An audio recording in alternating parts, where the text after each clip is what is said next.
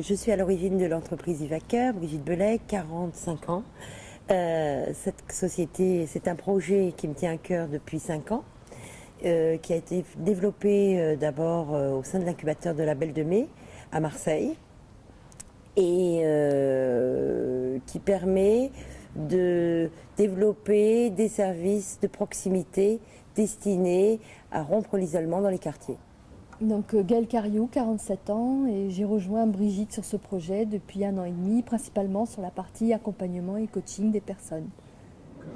Alors je m'occupe principalement de l'accompagnement et du coaching des personnes qui sont au sein de la plateforme. Donc ce sont alors des personnes qui ont relativement peu de liens sociaux, qui ne sont pas forcément familiarisées avec les outils internet, et je les accompagne au sein d'ateliers et aussi par téléphone d'un point de vue individuel pour qu'elles développent plus de liens, qu'elles aient plus de contacts et qu'elles aient envie de faire de plus en plus de choses.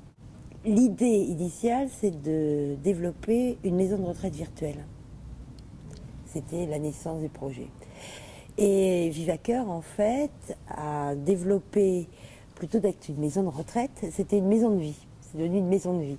Une plateforme de e-service animée par un coach de vie, utilisant tous les outils les plus sophistiqués destinés à la famille, visiophonie, messagerie intuitive, accès à de l'information, vidéo, texte, des zooms, lecteurs de news, et destinés aux seniors, mais aussi à leur famille, pour faciliter leur vie, leur réintégration au sein des quartiers et de leur donner de l'autonomie. Il a fallu trouver des solutions où l'on met en avant la personne et ses talents, plus que son âge et ses incapacités.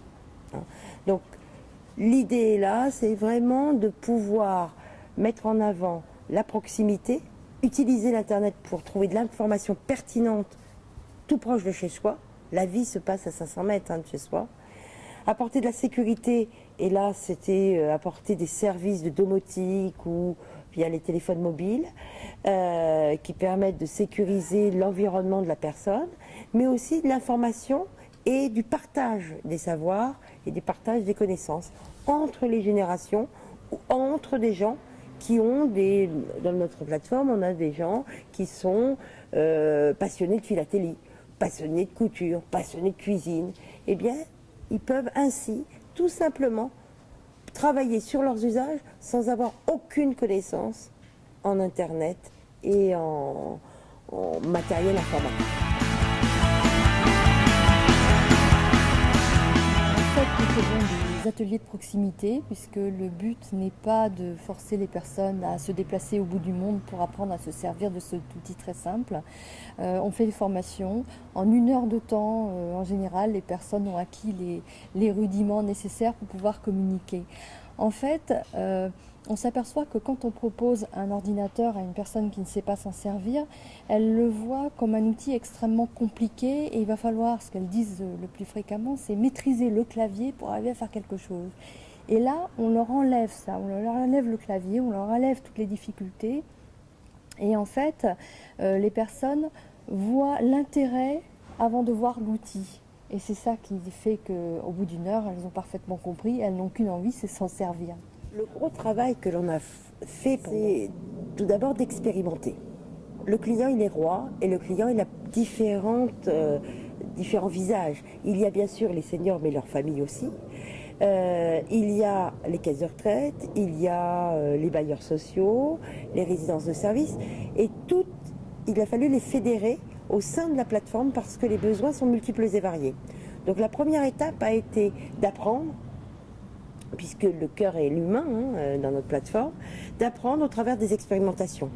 Donc on a en tout 5 expérimentations, une où on a été lauréat PACALAPS au niveau de la région et de l'Europe sur la ville de Marseille, 5 quartiers, 40 seniors en ville et 10 à l'hôpital, qui vont pouvoir nous donner un certain nombre d'informations et qui vont valider le modèle économique que je vais vous présenter.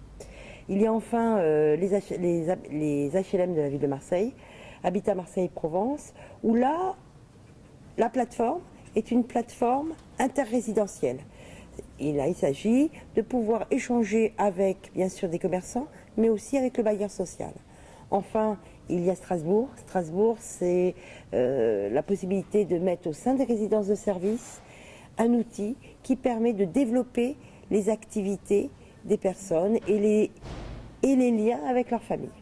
Donc le modèle économique, il faut rendre accessible à tous. Donc alors il va être encore plus affiné grâce au partenariat avec Bouygues Télécom, mais dans la première partie, c'est de pouvoir, en fédérant des acteurs comme les assureurs, les caisses de retraite, qu'ils puissent contribuer, et les conseils généraux bien évidemment, puisque donner de l'autonomie aux personnes, c'est réaliser une économie sociale très importante. Donc leur contribution, elle est majeure. Et pour des services particuliers, il y aura une participation de la personne à titre individuel. Ça permettra aux personnes de rester plus longtemps dans leur domicile, dans leur environnement habituel, avec un meilleur moral et par conséquent probablement une meilleure santé aussi. Typiquement, pour la personne qui n'a rien du tout, ça va être de l'ordre de 500 €. Un équipement informatique, il y aura certainement à l'avenir des baisses de tarifs, mais c'est grosso modo le prix qu'il faut compter. Après, sur les abonnements, tout dépend du package qui sera pris, mais ça sera dans les 20 ou 30 € maximum par mois. Donc par rapport à des gens, quand ils perdent l'autonomie, quand vous voyez à l'heure actuelle sur de la téléassistance, les tarifs qui sont mis en place, là, on est complètement compétitif parce qu'on apporte quelque chose en plus.